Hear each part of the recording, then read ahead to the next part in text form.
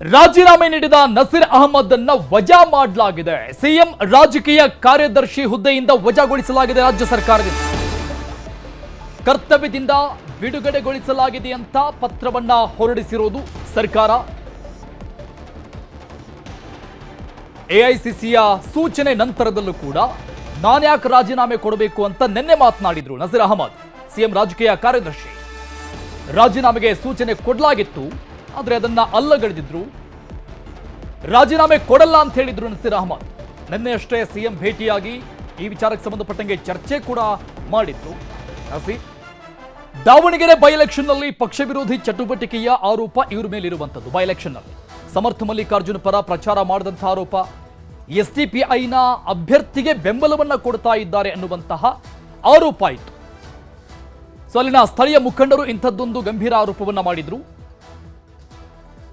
ಈ ಒಂದು ಬೆಳವಣಿಗೆಯ ನಂತರದಲ್ಲಿ ಅಬ್ದುಲ್ ಜಬ್ಬಾರ್ ರಾಜೀನಾಮೆಯನ್ನ ಕೊಟ್ಟಾಯಿತು ಎಐಸಿಸಿಯ ಸೂಚನೆ ಮೇರೆಗೆ.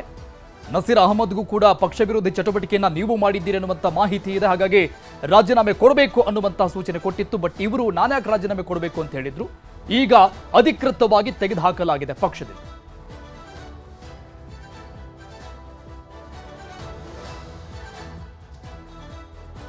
ಪಕ್ಷ ವಿರೋಧಿ ಚಟುವಟಿಕೆ ಆರೋಪಕ್ಕೆ ಜಮೀರ್ ಉತ್ತರ ಕೊಟ್ಟಿರುವುದು. ಅಬ್ದುಲ್ ಜಬ್ಬಾರ್ ರಾಜೀನಾಮೆ ಕೊಟ್ಟಾಗ ನಾನಿರಲಿಲ್ಲ ಅಂತ ಹೇಳಿದ್ದ.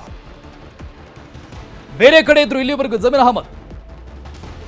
ಬರ್ತಾ ಇದ್ದಂಗೆ ಇದಕ್ಕೊಂದು ಕ್ಲಾರಿಫಿಕೇಶನ್ ಕೊಡುವಂತ ಕೆಲಸ ಮಾಡಿದ್ರು. ಅಬ್ದುಲ್ ಜಬ್ಬಾರ್ ರಾಜೀನಾಮೆ ಕೊಟ್ಟಾಗ ನಾನಿರಲಿಲ್ಲ, ಇನ್ನು ನಸೀರ್ ಅಹಮದ್ ಅವರನ್ನ ಕೈ ಬಿಟ್ಟಿದ್ಯಾಕೆ ಅದು ಕೂಡ ನನಗೆ ಗೊತ್ತಿಲ್ಲ. ದಾವಣಗೆರೆಯಲ್ಲಿ ಪ್ರಚಾರ ಮಾಡಿಲ್ಲ ಅಂತ ಅವರನ್ನ ತೆಗೆದಿದ್ದಾರೆ. ಆದ್ರೆ ಜಬ್ಬಾರ್ ಬದಲಿಗೆ ಟಿಕೆಟ್ಗೆ 7 ಜನ ಮುಸ್ಲಿಮರ ಹೆಸರನ್ನ ನಾನು ಹೇಳಿದ್ದೆ, ಯಾರಿಗಾದ್ರೂ ಟಿಕೆಟ್ ಕೊಡಿ ಅಂತ ನಾನು ಹೇಳಿದ್ದೆ ಅಂತ ಕ್ಲಾರಿಫಿಕೇಶನ್ ಅನ್ನ ಜಮೀರ್ ಅಹಮದ್ ಕೊಟ್ಟಿರು. ಜಮೀರ್ ಅಹಮದ್ ಅವರ ಫಾಲೋವರ್ಸ್ ಅಂದ್ರೆ ಆಪ್ತ ಬಳಗದಲ್ಲಿ ಗುರುತಿಸಿಕೊಂಡಿದ್ದಂತಹ ನಾಯಕರುಗಳು ಜಬ್ಬಾರ್ ಮತ್ತು ನಸೀರ್ ಅಹಮದ್. ಜಬ್ಬಾರ್ ಪಕ್ಕದ ಮನೆಗೆ ಎಸ್ ಮಲ್ಲಿಕಾರ್ಜುನ್ ಹೋಗಿದ್ರು, ಆದ್ರೆ ಜಬ್ಬಾರ್ ಮನೆಗೆ ಮಲ್ಲಿಕಾರ್ಜುನ್ ಹೋಗಿರಲಿಲ್ಲ ಅಂತ ಅಸಮಾಧಾನ ವ್ಯಕ್ತಪಡಿಸಿದ್ದಾರೆ. ಈಗ ಪರೋಕ್ಷವಾಗಿ ಎಸ್ ಮಲ್ಲಿಕಾರ್ಜುನ ಬಗ್ಗೆಯೂ ಕೂಡ ಜಮೀರ್ ಪರೋಕ್ಷ ಬೇಸರವನ್ನ ವ್ಯಕ್ತಪಡಿಸಿದ್ದಾರೆ. ಅಲ್ಲಿ ಪ್ರೆಸ್ ಮೀಟ್ ಆದಂತ ಸಂದರ್ಭದಲ್ಲಿ ಕೈ ಹಿಡಿದು ಪೋಸ್ ಕೊಟ್ಟಿದ್ರು. ಈಗ ಅಸಮಾಧಾನ. ನಸೀರ್ ಅಹಮದ್ಗೆ ಜವಾಬ್ದಾರಿ ಕೊಟ್ಟಿದ್ದು ಬಾಗಲಕೋಟೆಯಲ್ಲಿ ನಸೀರ್ ಅಹಮದ್ 10 ದಿನ ಇದ್ರು, ಪ್ರಚಾರ ಮಾಡಿದ್ರು. ಆದ್ರೆ ನನಗೆ ಕೇರಳದ ಜವಾಬ್ದಾರಿ ಇದ್ರು, ನಾನು ದಾವಣಗೆರೆಗೆ ಹೋಗಿದ್ದೆ.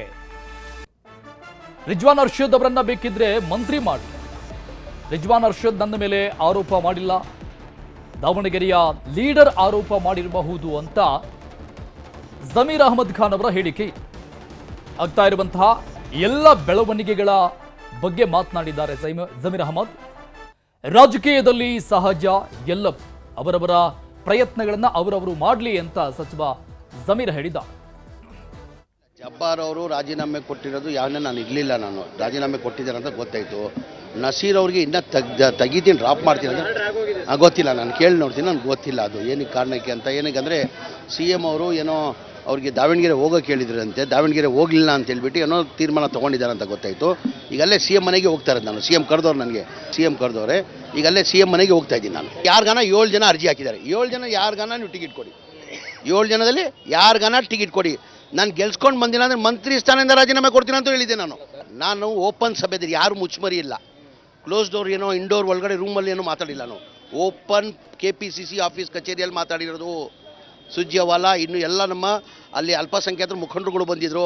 ಅವ್ರು ಮುಂದೆ ಹೇಳಿದ್ರೆ ಈ ಬಾರಿ ಕೇಳ್ತಾರೆ ಕೊಡಿ ಸರ್, ನೀವು ನನ್ನ ಜವಾಬ್ದಾರಿ ಮೇಲೆ ಕೊಡಿ. ಸಿಗ್ಗಾವನು ಹಂಗೆ ತಗೊಂಡಿದ್ದೆ, ನಾನು ಗೆಲ್ಸ್ಕೊಂಡು ಬಂದಿಲ್ಲ ಸಿಗ್ಗಾವು, ಇದನ್ನು ಕೊಡಿ ನೀವು, ನಾನು ಗೆಲ್ಸ್ಕೊಂಡು ಬರೋ ಜವಾಬ್ದಾರಿ ನಂದು, ಯಾರಿಗಾನ ಕೊಡಿ ನೀವು. 7 ಜನದಲ್ಲಿ ಯಾರನ್ನ ಕೊಡಿ ಅಂದೆ ನಾನು. ಬರೋರ್ಗೂ ಮಾತಾಡಿದೆ, ನೀವು ಹೋಗಬೇಕು, ಅಧ್ಯಕ್ಷ ಆಗಿದ್ದೀರಾ, ಹೋಗ್ಬೇಕಂದ್ರೆ ನಾನು ಮಲ್ಲಿಕಾರ್ಜುನ ಪಕ್ಕದ ಮನೆಗೆ ಬಂದಿದ್ದೆ, ನಮ್ಮ ಮನೆಗೆ ಬಂದಿಲ್ಲ, ನಾನು ಹೆಂಗೆ ಸರ್ ಹೋಗೋದು? ನಾನು ಒಬ್ಬ ಲೀಡರ್, ನಾನು ಲೋಕಲ್, ನಾನು ಅವ್ರ ಜೊತೆಯಲ್ಲೇ ಇದ್ದವ್ನು. ನಾನು ಪಕ್ಕದ ಮನೆಗೆ ಹೋಗಿದ್ದಾರೆ, ನನ್ನ ಮನೆಗೆ ಬರ್ಬೇಕು ತಾನೆ ಕನಿಷ್ಠ, ನನ್ನ ಮನೆಗೆ ಬರಬೇಕಾಗಿತ್ತಂತ. ಆಯ್ತು ರೀ, ಪಕ್ಷಕ್ಕೋಸ್ಕರ ಹೋಗಿ ಅಂತ ಕೇಳ್ಕೊಂಡೆ. ನಸೀರ್ ಅಹಮದ್ ವಜಾ ಬೆನ್ನಲ್ಲೇ ಜಮೀರ್ಗೆ CM ಬುಲಾವ್ ನೀಡಿದ್ದಾರೆ. CM ಸಿದ್ದರಾಮಯ್ಯ ಜೊತೆಗೆ ಜಮೀರ್ ಅಹಮದ್ ಖಾನ್ ಚರ್ಚೆ ನಡೆಸಿದ್ದಾರೆ. ಕಾವೇರಿ ನಿವಾಸದಲ್ಲಿ CM ಸಿದ್ದರಾಮಯ್ಯ ಅವರನ್ನ ಭೇಟಿ ಮಾಡಿರುವುದು ಸಚಿವ ಜಮೀರ್ ಅಹಮದ್. CM ಸಿದ್ದರಾಮಯ್ಯನವರು ಬರೋಕೆ ಹೇಳಿದ್ರು. ಅವರ ಸೂಚನೆ ಮೇರೆಗೆ ಕಾವೇರಿ ನಿವಾಸದಲ್ಲಿ CM ಜೊತೆಗೆ ಚರ್ಚೆ ಮಾಡಿದ್ದಾರೆ ಆಗ್ತಾ ಇರುವ ಎಲ್ಲ ಬೆಳವಣಿಗೆಗಳ ಬಗ್ಗೆ. ಈ ಸಂದರ್ಭದಲ್ಲಿ CM ಜಮೀರ್ ಅಹಮದ್ ವಿರುದ್ಧ ಗರಂ ಆಗಿದ್ದಾರೆ. ಬಂಡಾಯಕ್ಕೆ ಪ್ರಚೋದನೆ ನೀಡಿದ್ದೀಯಾ ಅಂತ ಹೈಕಮಾಂಡ್ ಕೇಳ್ತಾ ಇದೆ. ಸೊ ಹಾಗಾಗಿ ಈಗ ಹೈಕಮಾಂಡ್ ಕೇಳ್ತಾ ಇರುವಂಥ ಪ್ರಶ್ನೆಗಳಿಗೆ ನೀನೇ ಸಮಜಾಯಿಷಿ ಕೊಡು, ನೀನೇ ಉತ್ತರ ಕೊಡು ಅಂತ ಸಿಎಂ ಗರಂ ಆಗಿದ್ದ ಜಮೀರ್ ಅಹಮದ್ ಮೇಲೆ. ಸಿಎಂ ಸಿಟ್ಟನ್ನ ಕಡಿಮೆ ಮಾಡೋಕೆ ಜಮೀರ್ ಅಹಮದ್ ಯತ್ನವನ್ನು ಕೂಡ ನಡೆಸಿದ್ರು. ಆ ದಿನ ನಿಮ್ಮ ಮುಂದೆನೆ ಮುಸ್ಲಿಮರಿಗೆ ಟಿಕೆಟ್ ಕೇಳಿದ್ ನಾನು, ಜಬ್ಬಾರ್ ಬಿಟ್ಟು ಯಾರಿಗಾದ್ರೂ ಟಿಕೆಟ್ ನೀಡಿ ಅಂತ ನಾನೇ ಹೇಳಿದ್ನಲ್ವಾ ಅಂತ ಮನವರಿಕೆ ಮಾಡಿಕೊಟ್ಟಿರೋದು ಸಿಎಂಗೆ. ಅಂದ್ರೆ ಅವರ ಸಿಟ್ಟನ್ನ ಕಡಿಮೆ ಮಾಡೋಕೆ ಪ್ರಯತ್ನ ಪಟ್ಟರು. ನಿಮ್ಮ ಮಾತಿನಂತೆ ದಾವಣಗೆರೆಗೆ ಹೋಗಿ ನಾನು ಸುದ್ದಿಗೋಷ್ಠಿ ಕೂಡ ಮಾಡಿದ್ದೇನೆ, ಸಮರ್ಥಪರ ಕೆಲಸ ಮಾಡಿ ಅಂತ ನಾನು ಎಲ್ಲ ಮುಖಂಡರುಗಳಿಗೆ, ಅದರಲ್ಲೂ ಮುಸ್ಲಿಂ ಮುಖಂಡರುಗಳಿಗೆ ನಾನು ತಿಳಿಸಿದ್ದೇನೆ. ಆದರೆ ರಿಜ್ವಾನ್ ಅರ್ಷದ್ ಸಲೀಂ ಅಹಮದ್ಗೆ ಜವಾಬ್ದಾರಿ ಅಲ್ಲಿ ಕೊಟ್ಟಿದ್ರು. ನನಗೆ ಕೇರಳದಲ್ಲಿ ಹೆಚ್ಚಿನ ಜವಾಬ್ದಾರಿ ಇದ್ದಿದ್ರಿಂದ ನಾನು ಅಲ್ಲಿದ್ದೆ, ಮತ್ತೆ ಅನಾರೋಗ್ಯ ಇತ್ತು. ಈ ಹಿನ್ನೆಲೆಯಲ್ಲಿ 3 ದಿನ ಬಾಂಬೆಗೆ ಹೋಗಿದ್ದೆ. ಪಕ್ಷ ವಿರೋಧಿ ಕೆಲಸ ನಾನು ಮಾಡಿಲ್ಲ ಅಂತ ಸಮಜಾಯಿಷಿಯನ್ನು ಕೊಟ್ಟಿರೋದು ಜಮೀರ್ ಅಹಮದ್ ಖಾನ್ ಸಿಎಂ ಸಿದ್ದರಾಮಯ್ಯನವರ ಭೇಟಿಯ ಸಂದರ್ಭದಲ್ಲಿ. ಹೈಕಮಾಂಡ್ನಿಂದ ಸೂಚನೆ ಬಂದ ನಂತರದಲ್ಲೂ ಕೂಡ ಒಂದು ಕಡೆ ನಸೀರ್ ಅಹಮದ್ ರಾಜೀನಾಮೆ ಕೊಟ್ಟಿರಲಿಲ್ಲ, ನಾನು ಯಾಕೆ ರಾಜೀನಾಮೆ ಕೊಡಬೇಕು ಅಂತ ಪ್ರಶ್ನೆ ಮಾಡಿದ್ರು. ಸೊ ಇವತ್ತು ಪಕ್ಷದಿಂದ ವಜಾ ಮಾಡಿರುವಂಥದ್ದು ಎಐಸಿಸಿಯ ಸೂಚನೆ ಮೇರೆಗೆ. ಮತ್ತೊಂದು ಕಡೆ ಈಗ ಜಮೀರ್ ಅವರ ಸುತ್ತ ಈ ಎಲ್ಲ ಬೆಳವಣಿಗೆಗಳು ಕೂಡ ಈಗ ಸುತ್ತಾಡ್ತಾ ಇದೆ. ಸೊ ಹೀಗಾಗಿ ಗರಂ ಆಗಿದ್ದಂಥ ಸಿಎಂ ಸಿದ್ದರಾಮಯ್ಯನವರು ಅವರನ್ನು ಕರೆದು ಮಾತನಾಡಿದ್ದಾರೆ. ಮತ್ತೆ ಭೇಟಿ ಮಾಡಿ ಅಂತ ಜಮೀರ್ಗೆ ಸಿಎಂ ಸೂಚನೆ ಕೊಟ್ಟಿರೋದು. ಸಿಎಂ ಸೂಚನೆಯಂತೆ ರಾತ್ರಿ 8ಕ್ಕೆ ಜಮೀರ್ ಅಹಮದ್ ಭೇಟಿ ಆಗುತ್ತೆ. ಮತ್ತೆ ಕಾವೇರಿ ನಿವಾಸದಲ್ಲಿ ಹಾಗಾದ್ರೆ ಏನು ಚರ್ಚೆ ಆಗಬಹುದು ರಾತ್ರಿ 8 ಗಂಟೆಗೆ ಅನ್ನುವಂತಹ ಕುತೂಹಲ ಇದೆ. ಈಗಾಗಲೇ ಒಂದು ಸುತ್ತಿನ ಚರ್ಚೆ ಆಗಿದೆ. ಕಾವೇರಿ ನಿವಾಸದಲ್ಲಿ ಇವತ್ತು 8 ಗಂಟೆಗೆ ಏನೆಲ್ಲ ಚರ್ಚೆಗಳಾಗಬಹುದು, ಆ 8 ಗಂಟೆಯ ಈ ಮಧ್ಯದಲ್ಲಿ ಆ ಟೈಮ್ನಲ್ಲಿ ಏನೆಲ್ಲ ಬೆಳವಣಿಗೆಗಳು ಆಗಬಹುದು ಅನ್ನುವಂತಹ ಸಹಜವಾದಂತಹ ಕುತೂಹಲಗಳು ಸದ್ಯಕ್ಕಿದೆ. ಸಿಎಂ ಸಿದ್ದರಾಮಯ್ಯನವರು ಮತ್ತೆ ಅವರಿಗೆ ಸೂಚನೆ ಕೊಟ್ಟು ಕಳಿಸಿದ್ದಾರಂತೆ. ಆಯ್ತಪ್ಪ ಮತ್ತೆ 8 ಗಂಟೆಗೆ ಬಾ ಮಾತಾಡೋಣ ಅಂತ. ಹಲವು ಕಾರ್ಯಕ್ರಮಗಳಲ್ಲಿ ಸಿಎಂ ಭಾಗಿಯಾಗ್ತಾ ಇರುವಂತಹ ಕಾರಣಕ್ಕಾಗಿ ಮತ್ತೆ ಈ ಚರ್ಚೆಗಾಗಿ ಸಮಯವನ್ನ ನಿಗದಿ ಮಾಡಿ ಅವರಿಗೆ ಸೂಚನೆ ಕೊಟ್ಟಿದ್ದಾರೆ. ಈ ಬಗ್ಗೆ ಇನ್ನಷ್ಟು ಡೀಟೇಲ್ಸ್ ಕೊಡ್ತಾರೆ ನಮ್ಮ ಪ್ರತಿನಿಧಿ ತಿಮ್ಮೇಗೌಡ ಫೋನ್ ಸಂಪರ್ಕದಲ್ಲಿ ಜಾಯ್ನ್ ಆಗ್ತಾ ಇದ್ದಾರೆ. ತಿಮ್ಮೇಗೌಡ್ರೆ, ಒಂದು ಬೈ ಎಲೆಕ್ಷನ್ ಹಲವರ ತಲೆದಂಡಕ್ಕೆ ಕಾರಣವಾಗ್ತಾ ಇದೆ ಅನ್ನುವಂಥದ್ದು, ಅದರಲ್ಲೂ ಕೂಡ ಆಡಳಿತ ಪಕ್ಷದ ನಾಯಕರುಗಳ ತಲೆದಂಡಕ್ಕೆ ಕಾರಣ ಆಗ್ತಾ ಇರುವಂಥದ್ದು ವಿಪರ್ಯಾಸದ ವಿಚಾರ. ಇದು ಜಬ್ಬಾರ್ ಆಯ್ತು, ನಸೀರ್ ಆಯ್ತು, ಈಗ ಈ by election bomb Zameer Ahmed ಅವರ ಕುರ್ಚಿ ಕೆಳಗೆ ಬಂದು ಬಿದ್ದಿದೆ ಅಂತ ಕಾಣಿಸ್ತಾ ಇದೆ. ಆಗ್ತಾ ಇರುವ ಬೆಳವಣಿಗೆಗಳನ್ನ ನೋಡ್ತಾ ಇದ್ರೆ ಜಮೀರ್ ಅಹಮದ್ ಅವರ ತಲೆದಂಡಕ್ಕೆ ಅದು ಸಮಯವನ್ನ ಕಾಯ್ತಾ ಇದೆ ವಿರೋಧಿ ಪಡೆ. ಯಾಕಂತ ಹೇಳಿದ್ರೆ ದಾವಣಗೆರೆ ದಕ್ಷಿಣ ವಿಧಾನಸಭಾ ಕ್ಷೇತ್ರದ ಉಪಚುನಾವಣೆಯ ಪ್ರಚಾರದಿಂದ ಅಂತರವನ್ನ ಕಾಯ್ದುಕೊಂಡಿರ್ತಕ್ಕಂಥದ್ದು ಒಂದು ಕಾಂಗ್ರೆಸ್ನ ಒಂದು ಬಣದ ಒಂದು ಆಕ್ರೋಶಕ್ಕೆ ಅಸಮಾಧಾನಕ್ಕೂ ಕೂಡ ಕಾರಣವಾಗಿರ್ತಕ್ಕಂಥದ್ದು. ಯಾಕಂತ ಹೇಳಿದ್ರೆ ಈ ಬಗ್ಗೆ ಖುದ್ದು ಶಾಸಕ ನರ್ಷದ್ ಮತ್ತೆ MLC ಸಲೀಂ ಅಹಮದ್ ಮತ್ತೆ ಶಾಸಕ ಮಹಮ್ಮದ್ ಯಾರಿಸ್ ಸೇರಿದಂತೆ ಹಲವು ಮುಸ್ಲಿಂ ನಾಯಕರುಗಳೇ ಜಮೀರ್ ಅಹಮದ್ ವಿರುದ್ಧ ಪರೋಕ್ಷವಾಗಿ ಒಂದು ಅಸಮಾಧಾನವನ್ನ ಹೊರಹಾಕಿತ್ತು. ಮತ್ತೊಂದು ಕಡೆಯಾಗಿ ಕೆಲ ನಾಯಕರುಗಳಿಂದಲೇ ಕಾಂಗ್ರೆಸ್ ನಾಯಕರುಗಳಿಂದಲೇ ಕಾಂಗ್ರೆಸ್ ಅಭ್ಯರ್ಥಿಯನ್ನ ಸೋಲಿಸುವಂತ ಒಂದು ಹುನ್ನಾರ ಷಡ್ಯಂತ್ರ ನಡೆದಿದೆ ಅನ್ನುವ ಆರೋಪವನ್ನು ಕೂಡ ಮಾಡಿದ್ರು. ಅದಾದ ಬಳಿಕ ಅಲ್ಲಿ ಲೋಕಲ್ ಸ್ಥಳೀಯ ಕಾರ್ಯಕರ್ತರಿಂದ ವರದಿಯನ್ನ ಪಡ್ಕೊಂಡಂತ ಅಭಿಷೇಕ್ ದತ್ತರ್ ಅವರು, ಅಂದ್ರೆ ರಾಜ್ಯ ಕಾಂಗ್ರೆಸ್ ಉಸ್ತುವಾರಿಗಳಲ್ಲಿ ಒಬ್ಬರಾದಂತ ಅಭಿಷೇಕ್ ದತ್ತರ್ ಅವರಿಂದ ಹೈಕಮಾಂಡ್ಗೆ ಒಂದು ಮೆಸೇಜ್ ಅನ್ನ, ಒಂದು ವರದಿಯನ್ನ ಕೊಡ್ತಿರ್ತಕ್ಕಂಥದ್ದು. ಆ ಒಂದು ವರದಿ ಆಧಾರದ ಮೇಲೆ ಇದೀಗ ಅಬ್ದುಲ್ ಜಬ್ಬಾರ್ ಅವರ ತಲೆದಂಡ ಆಗಿದೆ. ಇದೀಗ ಸಿಎಂ ರಾಜಕೀಯ ಕಾರ್ಯದರ್ಶಿ ವಿಧಾನ ಪರಿಷತ್ ಸದಸ್ಯ ನಜೀರ್ ಅಹಮದ್ ಅವರ ತಲೆದಂಡವೂ ಆಗಿರ್ತಕ್ಕಂಥದ್ದು. ಯಾವ ರಾಜೀನಾಮೆಗೂ ಕೂಡ ರಾಜೀನಾಮೆ ಕೊಡಿ ಎನ್ನುವಂತ ಸೂಚನೆಗೂ ಕೂಡ ಬಗ್ದೇ ಇರ್ತಕ್ಕಂಥ ನೇರವಾಗಿ ಸಿಎಂ ಸಿದ್ದರಾಮಯ್ಯನವರಿಗೆ ಒಂದು ಸೂಚನೆಯನ್ನು ಕೊಡೋದ್ರ ಮುಖಾಂತರ ಅವರನ್ನ ಒಂದ್ ರೀತಿ ವಜಾ ಮಾಡಿರ್ತಕ್ಕಂಥದ್ದು ಸಿಎಂ ರಾಜಕೀಯ ಕಾರ್ಯದರ್ಶಿಯಿಂದ. ಸೊ ಯಾವಾಗ ಸಿಎಂ ರಾಜಕೀಯ ಕಾರ್ಯದರ್ಶಿಯಿಂದ ನಜೀರ್ ಅಹಮದ್ ಅವರನ್ನ ವಜಾ ಅತ್ತ ವಸತಿ ಸಚಿವ ಜಮೀರ್ ಅಹಮದ್ ಅವರು ಸಿಎಂ ಸಿದ್ದರಾಮಯ್ಯನವರ ನಿವಾಸಕ್ಕೆ ಓಡೋಡಿ ಬಂದ್ರು. ಅಂದ್ರೆ ಆ ಒಂದು ದಾವಣಗೆರೆ ದಕ್ಷಿಣ ವಿಧಾನಸಭಾ ಕ್ಷೇತ್ರದ ಉಪಚುನಾವಣೆಗೆ ಸಂಬಂಧಪಟ್ಟಂತೆ ಕ್ಲಾರಿಟಿ ಅನ್ನೋ ಒಂದು ಸ್ಪಷ್ಟನೆಯನ್ನು ಕೂಡ ಕೊಟ್ಟಿರುವಂತದ್ದು. ನೀವ್ ಹೇಳಿದಂತೆ ನಾನು ನಡ್ಕೊಂಡಿದ್ದೀನಿ, ಯಾವುದೇ ಕಾರಣಕ್ಕೂ ಕೂಡ ನಾನು ಪಕ್ಷ ವಿರೋಧಿ ಚಟುವಟಿಕೆಯನ್ನ ಮಾಡಿಲ್ಲ.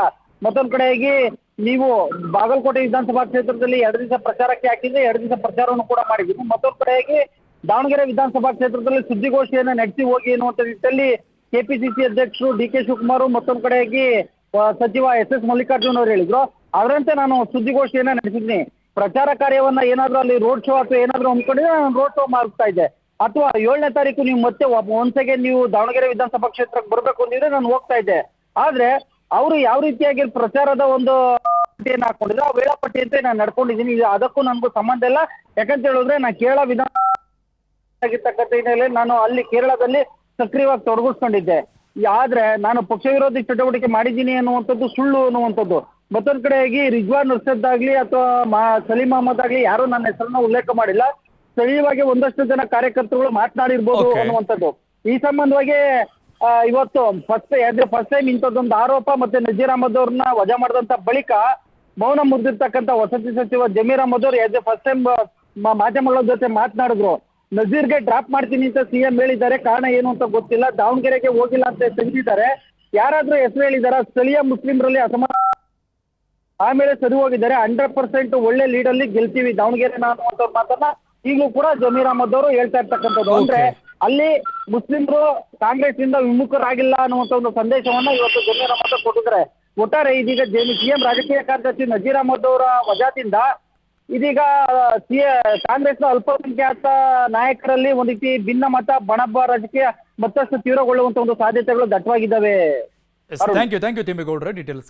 ಇನ್ನು ಈ ಕಾಂಗ್ರೆಸ್ನಲ್ಲಿನ ಎಲ್ಲ ಬೆಳವಣಿಗೆಗಳ ಬಗ್ಗೆ ವಿಜೇಂದ್ರ ಮಾತನಾಡಿದ್ದಾರೆ. ಬಿಜೆಪಿ ರಾಜ್ಯಾಧ್ಯಕ್ಷ ಬಿವೈ ವಿಜೇಂದ್ರ ಅವರು ಶಿವಮೊಗ್ಗದಲ್ಲಿ ಸಂಬಂಧಪಟ್ಟಂಗೆ ಹೇಳಿಕೆ ಕೊಟ್ಟಿದ್ದಾರೆ. ರಾಜ್ಯ ಕಾಂಗ್ರೆಸ್ನಲ್ಲಿನ ಎಲ್ಲ ಬೆಳವಣಿಗೆಗಳ ವಿಚಾರಕ್ಕೆ ಸಂಬಂಧಪಟ್ಟಂಗೆ ವಿಜೇಂದ್ರ ಅವರ ರಿಯಾಕ್ಷನ್ ಶಿವಮೊಗ್ಗದಲ್ಲಿ ಮಾತನಾಡಿದ್ದಾರೆ. ಕಾಂಗ್ರೆಸ್ ಸರ್ಕಾರಕ್ಕೆ ಮಾನ ಮರ್ಯಾದೆಯ ಅರ್ಥನೇ ಗೊತ್ತಿಲ್ಲ ಅಂತ ವಾಗ್ದಾಳಿ ನಡೆಸಿದ್ರು. ಆಡಳಿತ ಯಂತ್ರ ಈಗ ಸಂಪೂರ್ಣವಾಗಿ ಕುಸಿದು ಹೋಗಿದೆ. 30 ಶಾಸಕರು ದೆಹಲಿಯಲ್ಲಿ ಮಂತ್ರಿಗಿರಿಗೆ ಲಾಬಿ ಮಾಡ್ತಾ ಇದ್ದಾರೆ. ಕುರ್ಚಿ ಕಿತ್ತಾಟದಲ್ಲಿ ಜನ ತೊಂದರೆ ಅನುಭವಿಸ್ತಾ ಇದ್ದಾರೆ. ಆ ಕಡೆ ಗಮನ ಕೊಡ್ತಾ ಇಲ್ಲ ರಾಜ್ಯ ಸರ್ಕಾರ ಅಂತ ತೀವ್ರ ವಾಗ್ದಾಳಿ ನಡೆಸಿದ್ದಾರೆ. ಆಗ್ತಾ ಇರುವಂತಹ ಎಲ್ಲ ಬೆಳವಣಿಗೆಗಳ ಬಗ್ಗೆ ಬಿವೈ ವಿಜೇಂದ್ರ ಅವರು ಕಿಡಿಕಾರಿದ್ದಾರೆ. ಈ ಕಾಂಗ್ರೆಸ್ ಸರ್ಕಾರಕ್ಕೆ ಮಾನ ಮರ್ಯಾದೆ ಅದರ ಅರ್ಥನೂ ಗೊತ್ತಿಲ್ಲ, ಅದು ಇಲ್ಲೂ ಇಲ್ಲ ಇವರಿಗೆ. ಉಪಚುನಾವಣೆ ಬಂದಾಗ ಯಾವ ರೀತಿ ಮುಖ್ಯಮಂತ್ರಿಗಳು ಬಾಗಲಕೋಟೆಯಲ್ಲೇ ಬೀಡ್ಬಿಟ್ಟಿದ್ರು ತಾವು ನೋಡಿದ್ರಿ. ಆಡಳಿತ ಯಂತ್ರ ಸಂಪೂರ್ಣ ಕುಸಿಬಿದ್ದಿರುವಂತಹ ಈ ಸಂದರ್ಭದಲ್ಲಿ 30-40 ಜನ ಶಾಸಕರುಗಳು ದೆಹಲಿಗೆ ಹೋಗಿ ಕೂತ್ಕೊಂಡು ಲಾಬಿ ಮಾಡುವಂಥದ್ದು ಒಂದು ಕಡೆ ಅವರ ಆಂತರಿಕ ವಿಚಾರ. ಆದರೂ ಸಹ ಮುಖ್ಯಮಂತ್ರಿಯ ಕುರ್ಚಿಯ ಬಡದಾಟಕ್ಕೆ ಇವತ್ತು ಸಂಪೂರ್ಣ ಆಡಳಿತ ವ್ಯವಸ್ಥೆ ಸಂಪೂರ್ಣ ಕುಸಿದಿರುವಂಥದ್ದು ನಾವು ನೋಡ್ತಾ ಇದ್ದೇವೆ. ಬೆಂಗಳೂರು ಇವತ್ತು ಬಣಗೊಡ್ತಾ ಇದೆ. ಮುಖ್ಯಮಂತ್ರಿಗಳು ಇಲ್ಲ, ಉಪಮುಖ್ಯಮಂತ್ರಿಗಳು ಇಲ್ಲ. ಅವರ ಕುರ್ಚಿ ಬಡಿದಾಟದಲ್ಲಿ ಇವತ್ತು ಜನ ಇವತ್ತು ಅನುಭವಿಸ್ತಾ ಇದ್ದಾರೆ. ಎಲ್ಲವೂ ಕೂಡ ಕಾಲ ನಿರ್ಧಾರ ಮಾಡುತ್ತದೆ. ನಮ್ಮದೊಂದು ರಾಷ್ಟ್ರೀಯ ಪಕ್ಷ, ನಮ್ಮ ವರಿಷ್ಠರು ಏನು ಹೇಳ್ತಾರೆ, ನಮ್ಮ ರಾಷ್ಟ್ರೀಯ ನಾಯಕರು ಏನು ನಿರ್ದೇಶನ ನೀಡ್ತಾರೆ, ಅದರ ಪ್ರಕಾರ ನಾವೆಲ್ಲರೂ ಕೂಡ ಒಟ್ಟಾಗಿ ಒಂದಾಗಿ ರಾಜ್ಯದ ಹಿತದೃಷ್ಟಿಯಿಂದ ಮತ್ತು ನಮ್ಮ ಪಕ್ಷದ ಹಿತದೃಷ್ಟಿಯಿಂದ ನೋಡಿಕೊಂಡು ಯಾವ ರೀತಿ ನಿರ್ದೇಶನ ನೀಡ್ತಾರೆ ಅದನ್ನು ನಾವು ಫಾಲೋ ಮಾಡ್ತೇವೆ. ಹರಿಹರದ ಪಂಚಮಸಾಲಿ ಪೀಠದಲ್ಲಿ ಫೈಟ್ ನಡೀತಾ ಇತ್ತು. ವಚನಾನಂದ ಶ್ರೀಗಳ ಪದಚ್ಯುತಿಗೆ ಒತ್ತಡ. ವಚನಾನಂದ ಶ್ರೀ ವಿಚಾರದಲ್ಲಿ ಒಂದ್ ಕಡೆ ಭಕ್ತರಿದ್ರೆ ಮತ್ತೊಂದು ಕಡೆ ಟ್ರಸ್ಟಿಗಳು ವಿರೋಧ ವ್ಯಕ್ತಪಡಿಸ್ತಾ ಇದ್ದಾರೆ. ಭಕ್ತರು ವರ್ಸಸ್ ಟ್ರಸ್ಟ್. ಪದಚ್ಯುತಿಯನ್ನಗೊಳಿಸಲಾಗಿರುವಂಥದ್ದು, ಇದಕ್ಕೆ ಭಕ್ತರು ಆಕ್ರೋಶವನ್ನ ವ್ಯಕ್ತಪಡಿಸ್ತಾ ಇದ್ದಾರೆ. ಟ್ರಸ್ಟೇ ಬೇಡ, ಹೊಸ ಟ್ರಸ್ಟ್ ಅನ್ನ ಮಾಡಿ ಅಂತ ಆಕ್ರೋಶವನ್ನ ವ್ಯಕ್ತಪಡಿಸ್ತಾ ಇದ್ದಾರೆ. ಶ್ರೀಗಳ ಪದಚ್ಯುತಿ ಬೇಡ ಅಂತಿದ್ದಾರೆ ಮಠದ ಭಕ್ತರು. ಮಠ ಬಿಟ್ಟು ಹೋಗಬೇಡಿ ಅಂತ ಭಕ್ತರು ಶ್ರೀಗಳ ಬಳಿಯಲ್ಲಿ ಹಠ ಹಿಡಿದು ಕೂತ್ಕೊಂಡಿದ್ದಾರೆ.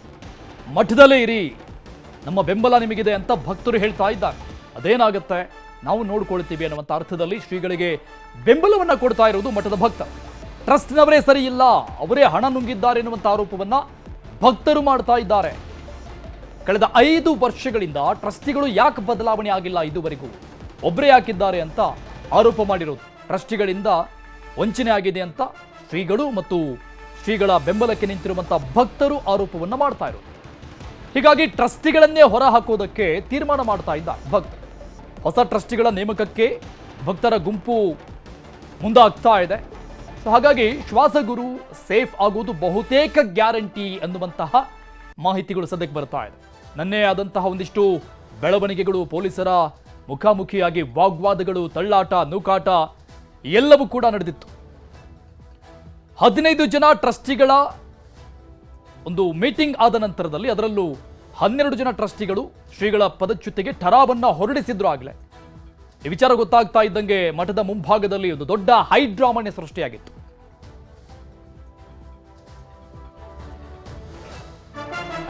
ಪಂಚಮಸಾಲಿ ಮಠದಿಂದ ವಚನಾನಂದ ಶ್ರೀ ಪದಚ್ಯುತಿ ವಿಚಾರಕ್ಕೆ ಸಂಬಂಧಪಟ್ಟಂಗೆ ಈಗ ಪದಚ್ಯುತಿಯನ್ನ ಖಂಡಿಸಿ ಕೋರ್ಟ್ ಮೆಟ್ಟಿಲು ಹತ್ತೋದಕ್ಕೆ ಭಕ್ತರು ಕೂಡ ಮುಂದಾಗ್ತಾ ಇದ್ದಾರೆ. ಭಕ್ತರು ಚಿಂತನೆ ಮಾಡ್ತಾ ಇದ್ದಾರೆ, ನಾವು ಕೋರ್ಟ್ಗೆ ಹೋಗೋಣ ಅಂತ.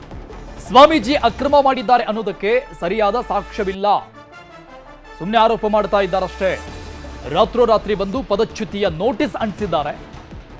ಟ್ರಸ್ಟಿಗಳು ಹಣ ದುರ್ಬಳಕೆ ಮಾಡಿದ್ದಾರೆ ಅನ್ನೋದಕ್ಕೆ ನಮ್ಮ ಬಳಿನೇ ಸಾಕ್ಷ್ಯವಿದೆ. ಸೊ ಹಾಗಾಗಿ ಕೋರ್ಟ್ಗೆ ನಾವು ಕೂಡ ಸಾಕ್ಷ್ಯವನ್ನ ಕೊಡ್ತೀವಿ ಅಂತ ಹೋರಾಟಕ್ಕೆ ಸಜ್ಜಾಗ್ತಾ ಇದ್ದಾರೆ. ಮಠದ ಭಕ್ತರು ಶ್ರೀಗಳಿಗೆ ಬೆಂಬಲವನ್ನ ಕೊಟ್ಟು ರೆಡಿ ಆಗ್ತಾ ಇದ್ದಾರೆ ಕಾನೂನು ಹೋರಾಟಕ್ಕೆ. ಕೋರ್ಟ್ಗೆ ಸಾಕ್ಷ್ಯವನ್ನ ನೀಡಿ ಕಚೇರಿಗೆ ಹಾಕಿರುವಂತಹ ಬೀಗವನ್ನ ತೆಗೆಸೋದಕ್ಕೆ ಸ್ವಾಮೀಜಿ ಹಾಗೂ ಭಕ್ತರು ತೀರ್ಮಾನವನ್ನ ತೆಗೆದುಕೊಂಡಿದ್ದಾರೆ. ಈ ಬಗ್ಗೆ ಡೀಟೇಲ್ಸ್ ಕೊಡ್ತಾರೆ ನಮ್ಮ ಪ್ರತಿನಿಧಿ ಸಂಜಯ್ ಸಂಪರ್ಕದಲ್ಲಿದ್ದಾರೆ. ಸಂಜಯ್, ನಿನ್ನೆ ಮಠದ ಮುಂಭಾಗದಲ್ಲಿ ಆದಂತಹ ಅತಿದೊಡ್ಡ ಹೈಡ್ರಾಮಾಗಳು ಅದಾದ ಮೇಲೆ ಆಗ್ತಾ ಇರುವಂತಹ ಇವತ್ತಿನ ಒಂದಿಷ್ಟು ಬೆಳವಣಿಗೆಗಳನ್ನ ನೋಡ್ತಾ ಇದ್ರೆ ಇದು ಎಲ್ಲವೂ ಕಾನೂನು ಹೋರಾಟಕ್ಕೆ ಮುನ್ನಡಿಯನ್ನ ಬರೆಯುತ್ತಾ ಅನ್ನೋ ಪ್ರಶ್ನೆ ಇದೆ. ಈಗ ಶ್ರೀಗಳು ಮತ್ತು ಭಕ್ತರ ನಿರ್ಧಾರ ಎಲ್ಲಿಗೆ ಬಂದು ನಿಂತ್ಕೊಂಡಿದೆ? ಎಸ್ ಅರುಣ್, ಏನು ಈಗಾಗಲೇ ನಿನ್ನೆ ಏನು ಪಂಚಮಸಾಲಿ ಪೀಠದ ಏನು ಟ್ರಸ್ಟಿ ಸದಸ್ಯರುಗಳಿದ್ದಾರೆ, ಈಗಾಗಲೇ ವಚನಾನಂದ ಶ್ರೀಗಳನ್ನ ಪದಚ್ಯುತಿ ಮಾಡಿ ಈಗಾಗಲೇ ಹೊರ ಇಡಲಾಗಿದೆ ಅಂತ ಈಗ ಅವರು ಒಂದು ಆದೇಶವನ್ನು ಮಾಡಿರುವಂತದ್ದು. ಆದ್ರೆ ಎಲ್ಲೋ ಒಂದ್ ಕಡೆ ಈಗ ಭಕ್ತರು ಮತ್ತೆ ಸ್ವಾಮೀಜಿ ಪರವಾಗಿ ನಿಂತಿರುವಂತದ್ದು. ಈಗ ಅವರು ಹೇಳುವಂತದ್ದು ನಮಗೆ ಯಾವುದೇ ನೋಟಿಸ್ ಕೊಟ್ಟಿಲ್ಲ ಅಂತೆಲ್ಲ ನಿನ್ನೆ ಹೇಳ್ತಾ ಇದ್ರು. ಆದ್ರೆ ಇವತ್ತು ದಿಢೀರ್ನೆ ಒಂದು ಸಿಸಿ ಫುಟೇಜ್ ಕೂಡ ಲಭ್ಯವಾಗಿರುವಂತದ್ದು. ಏನು ಆ ಸಿಸಿಟಿವಿ ಫುಟೇಜ್ ನಲ್ಲಿ ಕೆಲವರು ಬಂದು ಏನು ದೇವರ ಸನ್ನಿಧಿಗೆ ಬರ್ತೀವಿ ಅಂತ ಹೇಳಿ ಬಂದಂತವರು ಏಕಾಏಕಿ ಬಂದು ಈಗ ಅಲ್ಲಿ ಒಂದು ನೋಟಿಸ್ ಅನ್ನ ಅಂಟಿಸಿ ಹೋಗಿದ್ದಾರೆ. ನಮ್ಮ ಕೈಗೆ ಕೊಟ್ಟಿಲ್ಲ, ಅವರು ಗೋಡೆಗೆ ಅಂಟಿಸಿ ಹೋಗಿದ್ದಾರೆ. ಹಾಗಾಗಿ ಅದು ಕೂಡ ಫುಟೇಜ್ ಇದೆ. ಆಮೇಲೆ ಅದರಲ್ಲೇ ಕೂಡ ಯಾವುದೇ ರೀತಿಯ ನಮ್ಮ ಪರವಾಗಿ ನಮಗೇನಾದ್ರೂ ನಾವು ತಪ್ಪುಗಳನ್ನ ಮಾಡಿದ್ರೆ ನಮ್ಮ ಪರವಾಗಿ ಸಾಕ್ಷಿಗಳನ್ನ ಕೊಡ್ಲಿ ಅವರು. ಈಗ ನಾವು ಅವ್ರು ಏನ್ ಮಾಡಿದ್ರೆ ಅನ್ನೋದನ್ನ ನಾವು ಸಾಕ್ಷಿ ಸಮೇತವಾಗಿ ನಾವು ಕೋರ್ಟಲ್ಲಿ ದಾಖಲು ಮಾಡ್ತೀವಿ ಅಂತ ಹೇಳಿ ಸದ್ಯಕ್ಕೆ ಈಗ ಕೋರ್ಟ್ ಮೊರೆ ಹೋಗಿರುವಂತದ್ದು. ಈಗ ಭಕ್ತರು ಮತ್ತೆ ಸ್ವಾಮೀಜಿ ಕೂಡ ಏನು ಕೋರ್ಟ್ನಲ್ಲಿ ನಿರ್ಧಾರ ಆಗ್ಲಿ ಅದು ನಾವು ಈಗ ಟ್ರಸ್ಟಿಗಳು ಈಗಾಗಲೇ ಅವ್ರಿಗೆ ಬೇಕಾದಂತಹ ಕಚೇರಿ ಕೊಠಡಿಗಳು ಕೆಲವೊಂದಿಷ್ಟು ಕೊಠಡಿಗಳಿಗೆ ಬೀಗ ಹಾಕಿ ಸೀಲ್ಗಳನ್ನ ಮಾಡಿ ಹೋಗಿರುವಂತದ್ದು. ಈಗ ಅದನ್ನ ಸೀಲ್ ತೆಗಿಸ್ಬೇಕು ಅಂದ್ರೆ ನಾವು ಕೋರ್ಟ್ ಮೊರೆನೆ ನಾವು ಕಾನೂನಾತ್ಮಕ ಹೋರಾಟ ಮಾಡ್ತೀವಿ ಅಂತ ಹೇಳಿದ್ರೆ ಅದಲ್ಲದೆ ಕೂಡ ಏನು ಈ ಟ್ರಸ್ಟಿಗಳೇನಿದ್ದಾರೆ 15 ಜನ ಅವರು ಕೋರ್ಟ್ಗೆ ಹೋದ್ರೆ ನಾವು ಕೋರ್ಟ್ನಲ್ಲೇ ಕಾನೂನು ಪ್ರಕಾರವಾಗಿ ನಾವು ಹೋಗ್ತೀವಿ ಅನ್ನೋ ಒಂದು ಮಾತನ್ನ ಈಗ ಹೇಳಿರುವಂತದ್ದು. ಸದ್ಯಕ್ಕೆ ಈಗ ಇಬ್ಬರ ಜಗಳವು ಕೂಡ ಕೋರ್ಟ್ ಮೆಟ್ಟಿಲೇರುವಂತಹ ಹಂತವನ್ನ ಕಂಡಿರುವಂತದ್ದು. ಅರುಣ್ ಹೋಗಾರ್, ಥ್ಯಾಂಕ್ ಯು ಸಂಜಯ್ ಡೀಟೇಲ್ಸ್ಗೆ. ನಾಳೆ ಆದಿಚುಂಚನಗಿರಿ ಮಠಕ್ಕೆ ಪ್ರಧಾನಿ ಮೋದಿ ಭೇಟಿಯನ್ನು ಕೊಡ್ತಾ ಇದ್ದಾರೆ. ಹೀಗಾಗಿ ಪೂರ್ವ ಸಿದ್ಧತೆಗಳನ್ನ ಪರಿಶೀಲನೆ ಮಾಡಿದ್ದಾರೆ ಪ್ರತಿಪಕ್ಷ ನಾಯಕ ಆರ್ ಅಶೋಕ್. ನಾಳೆ ಆದಿಚುಂಚನಗಿರಿ ಮಠಕ್ಕೆ ಪ್ರಧಾನಿ ನರೇಂದ್ರ ಮೋದಿ ಅವರ ಭೇಟಿ ಆಗ್ತಾ ಇದೆ. ಎಲ್ಲ ಪೂರ್ವ ಸಿದ್ಧತೆಗಳನ್ನ ಪರಿಶೀಲನೆ ಮಾಡಿದ್ದಾರೆ ಪ್ರತಿಪಕ್ಷ ನಾಯಕ ಆರ್ ಅಶೋಕ್. ನಿರ್ಮಲಾನಂದನಾಥ ಸ್ವಾಮೀಜಿಗಳ ಜೊತೆ ಆರ್ ಅಶೋಕ್ ಚರ್ಚೆ ಕೂಡ ನಡೆಸಿದ್ದಾರೆ. ಮೊದಲ ಬಾರಿಗೆ ಆದಿಚುಂಚನಗಿರಿಗೆ ಬರ್ತಾ ಇರುವಂತಹ ಪ್ರಧಾನಿ ಮೋದಿ ಅವರು. ಹೀಗಾಗಿ ರಸ್ತೆಗಳಲ್ಲೆಲ್ಲ ಸಂಪೂರ್ಣ ಫ್ಲೆಕ್ಸ್ ಹಾಕಲಾಗಿದೆ. ಜೆಡಿಎಸ್, ಬಿಜೆಪಿ ಹಾಗೂ ಒಕ್ಕಲಿಗ ಮುಖಂಡರು ಫ್ಲೆಕ್ಸ್ಗಳನ್ನ ಅಳವಡಿಕೆ ಮಾಡಿದ್ದಾರೆ. ಎಲ್ಲ ರಸ್ತೆಗಳು ಕೇಸರಿಮಯಗೊಂಡಿರುವಂಥದ್ದು. ಹೆಚ್ಚಿನ ಭದ್ರತಾ ನಿಯೋಜನೆ ಕೂಡ ಮಾಡಿಕೊಡಲಾಗಿದೆ.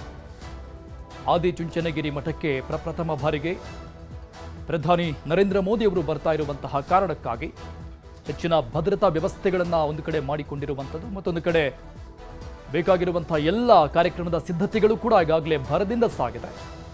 ಸಿದ್ಧತೆಗಳನ್ನು ಆರ್ ಅಶೋಕ್ ಪ್ರತಿಪಕ್ಷ ನಾಯಕ ಪರಿಶೀಲನೆ ಮಾಡೋಕೆ ಹೋಗಿದ್ರು. ಇವತ್ತು ನಿರ್ಮಲಾನಂದನಾಥ ಶ್ರೀಗಳಂದು ಕೂಡ ಭೇಟಿಯಾಗಿ ಚರ್ಚೆಯನ್ನ ನಡೆಸಿದ್ದಾರೆ. ಡೀಟೇಲ್ಸ್ ಕೊಡ್ತಾ ಇದ್ದಾರೆ ನಮ್ಮ ಪ್ರತಿನಿಧಿ ಸುನಿಲ್ ಸಂಪರ್ಕದಲ್ಲಿ ಜಾಯ್ನ್ ಆಗಿದ್ದಾರೆ. ಸುನಿಲ್, ಚುಂಚನಗಿರಿ ಮಠಕ್ಕೆ ಪ್ರಧಾನಿ ಮೋದಿ ಅವರ ಆಗಮನ, ಎಲ್ಲ ಸಿದ್ಧತೆಗಳು ಭರದಿಂದ ಸಾಗಿರುವಂಥದ್ದು. ಪ್ರಮುಖವಾಗಿ ಭದ್ರತಾ ವ್ಯವಸ್ಥೆಗಳು ಹೇಗೆಲ್ಲ ಆಗಿದೆ ಮತ್ತು ಮಠದಲ್ಲಿ ಯಾವ ರೀತಿಯಾದಂಥ ವಾತಾವರಣ ಕಾಣಸಿಗ್ತಾ ಇದೆ ಸದ್ಯಕ್ಕೆ? ಹೌದು ಅರುಣ್, ನಾಳೆ ದೇಶದ ಪ್ರಧಾನ ಮಂತ್ರಿ ಆಗಿರ್ತಕ್ಕಂಥ ನರೇಂದ್ರ ಮೋದಿ ಅವರು ಮಂಡ್ಯದ ಚುಂಚನಗಿರಿ ಮಠಕ್ಕೆ ಆಗಮಿಸ್ತಾ ಇರುವಂತದ್ದು. ನಾಳೆ ಸುಮಾರು 10:55ಕ್ಕೆ ಇಲ್ಲಿನ ಅಂದ್ರೆ ಚುಂಚನಗಿರಿಯ ತಪೋವನ ಅಂತಕ್ಕಂಥ ಹೆಲಿಪ್ಯಾಡ್ ಏನಿದೆ ಆ ಜಾಗಕ್ಕೆ ಆಗಮಿಸ್ತಾರೆ. ಅದಾದ ಬಳಿಕ ಭೈರವೈಕ್ಯ ಬಾಲಗಂಗಾಧರನಾಥ ಸ್ವಾಮೀಜಿಯವರ ಮಂದಿರ ಏನಿದೆ, ಭೈರವೈಕ್ಯ ಮಂದಿರ, ಆ ಮಂದಿರವನ್ನ ಉದ್ಘಾಟನೆ ಮಾಡ್ತಾರೆ. ಇದಾದ ಬಳಿಕ ವೇದಿಕೆ ಕಾರ್ಯಕ್ರಮ ಇರುತ್ತೆ, ಅಂದ್ರೆ ಸಾರ್ವಜನಿಕ ವೇದಿಕೆ ಕಾರ್ಯಕ್ರಮ ಇರುವಂತದ್ದು. ಅಲ್ಲಿ ಮೋದಿ ಅವರು ಸ್ಪೀಚ್ ಕೂಡ ಮಾಡಲಿದ್ದಾರೆ. ಹೀಗಾಗಿ ಸಾಕಷ್ಟು ಭದ್ರತೆಯನ್ನ ಇವತ್ತಿನಿಂದಲೇ ಚುಂಚನಗಿರಿ ಕ್ಷೇತ್ರದಲ್ಲಿ ಕೈಗೊಳ್ತಾ ಇರುವಂತದ್ದು. ಸುಮಾರು 6 SP ನೇತೃತ್ವದಲ್ಲಿ ಸುಮಾರು 2,000ಕ್ಕೂ ಹೆಚ್ಚು ಪೊಲೀಸರನ್ನ ನಿಯೋಜನೆ ಮಾಡಿರುವಂತದ್ದು. ಅಂದ್ರೆ ನಾಳೆ ಮೋದಿ ಬರೋದಿದ್ರು ಕೂಡ ಇವತ್ತಿನಿಂದಲೇ ಸಾಕಷ್ಟು ಬಿಗಿ ಭದ್ರತೆಯನ್ನ ಕೈಗೊಳ್ತಾ ಇದ್ದಾರೆ. ಸಾಕಷ್ಟು ಸಂಖ್ಯೆಯಲ್ಲಿ ಪೊಲೀಸರನ್ನ ಇವತ್ತೇ ನಿಯೋಜನೆ ಮಾಡಿರುವಂತದ್ದು. ಇನ್ನು ದೇವಸ್ಥಾನಕ್ಕೆ ಅಂದ್ರೆ ಕಾಲಭೈರವ ದೇವಸ್ಥಾನಕ್ಕೆ ಏನ್ ಭಕ್ತರು ಬರ್ತಾರೆ, ಆ ಬರುವಂತಹ ಭಕ್ತರನ್ನ ಕೂಡ ಇವತ್ತಿನಿಂದಲೇ ತಪಾಸಣೆಯನ್ನ ಮಾಡ್ತಾ ಇರುವಂತದ್ದು. ಹೀಗಾಗಿ ನಾಳಿನ ಕಾರ್ಯಕ್ರಮಕ್ಕೆ ಇವತ್ತೇ ಬರದ ಸಿದ್ಧತೆಗಳು ನಡೀತಾ ಇದೆ. ಹಾಗೆ ಮೂರು ಪಕ್ಷದ ನಾಯಕರುಗಳು ತಮ್ಮ ತಮ್ಮ ಕಟೌಟ್ ಗಳನ್ನ ಏನು ಚುಂಚನಗಿರಿಯ ಮಹಾದ್ವಾರ ಏನಿದೆ ಆ ದ್ವಾರದ ಬಳಿ ಹಾಕಿರುವಂತದ್ದು. ಅರುಣ್, ಥ್ಯಾಂಕ್ ಯು ಸುನಿಲ್ ಡೀಟೇಲ್ಸ್ಗೆ. ಇನ್ನು ಮೈಸೂರಲ್ಲಿ LPG ಗ್ಯಾಸ್ ಅಭಾವ ಮುಂದುವರಿತಾ ಇದೆ. ಕಿಲೋಮೀಟರ್ ಗಟ್ಟಲೆ ಕ್ಯೂ ನಿಂತ್ಕೊಂಡಿದ್ದಾವೆ ಆಟೋಗಳು. ಗ್ಯಾಸ್ ಸಿಗ್ತಾನೆ ಇಲ್ಲ.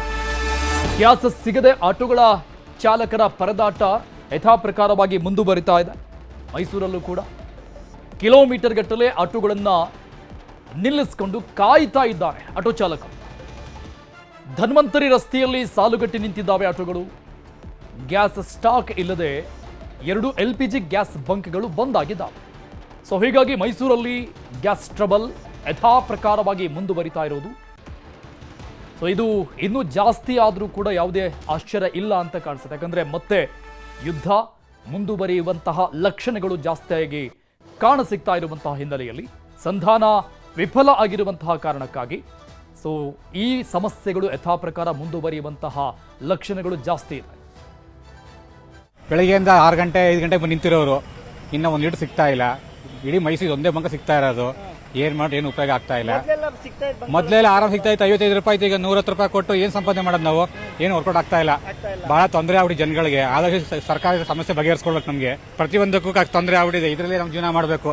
ಈಗ ನಾವು 110 ಕೊಟ್ಟರೆ ಬಾಡಿಗೆ ಹೊಡಿತೀವಿ ಅಂತಂದ್ರು ಯಾರು 10 ರೂಪಾಯಿ ಸೇರಿಸ್ಕೊಡಿ ಅಂದ್ರೆ ಯಾರು ಕೊಡೋರು ಯಾರು ಇಲ್ಲ. ನಾವು 3 ದಿವಸ ಆಯ್ತು ಆಟೋ ಬಂದು ಬರ್ತಾ ಇದೀವಿ, ಗ್ಯಾಸ್ ಬರ್ತಾ ಇದೀವಿ, ಬಂಕ್ ಬರ್ತಾ ಇದೀವಿ, ಕ್ಲೋಸ್ ಅಂತಾರೆ, ಹೋಗ್ತಾ ಇದೀವಿ. ಈಗ ನಮ್ದು ಜೀವನ ನಡಿಬೇಕು. ನಾವು ಅವ್ರಿಗೆ ಕೊಡಿ, ಸರ್ಕಾರ ಕೊಡಿ, ಕೇಂದ್ರ ಸರ್ಕಾರ ಕೊಡಿ, ರಾಜ್ಯ ಸರ್ಕಾರ ಕೊಡಿ ಅಂತ ನಾವು ಕೇಳಲ್ಲ. ನಮಗೆ ಗ್ಯಾಸ್ಗಳನ್ನ ಮೈಸೂರಿಗೆ ಸ್ಟಾಕ್ ಕಳಿಸಿದ್ರೆ ನಾವು ಗ್ಯಾಸ್ ಹಾಕ್ಸ್ಕೊಂಡು ಜೀವನ ಮಾಡ್ತೀವಿ. ನಾವು ಅದನ್ನ ಕೇಳ್ತಾ ಇರೋದು. ನೀವು ದುಡ್ಡು ಕೊಡಿ, ನಮ್ಗೆ 15,000 ಕೊಡಿ, ತಿಂಗಳಿಗೆ 20,000 ಕೊಡಿ. ಈ ಬಗ್ಗೆ ಡೀಟೇಲ್ಸ್ ಕೊಡ್ತಾರೆ ನಮ್ಮ ಪ್ರತಿನಿಧಿ ಆನಂದ್ ಸಂಪರ್ಕದಲ್ಲಿದ್ದಾರೆ. ಆನಂದ್, ಯಥಾ ಪ್ರಕಾರವಾಗಿ ಗ್ಯಾಸ್ ಟ್ರಬಲ್ ಮುಂದುವರಿತಾ ಇದೆ. ಕಿಲೋಮೀಟರ್ ಗಟ್ಟಲೆ ಆಟೋಗಳು ನಿಂತಿರುವಂತ ದೃಶ್ಯ ನೋಡ್ತಾ ಇದೀವಿ. ಅಟ್ಲೀಸ್ಟ್ ಯಾವ್ದಾದ್ರೂ ಬಂಕ್ನಲ್ಲಿ ಸಿಗ್ತಾ ಇದೆಯಾ ಹೇಗೆ?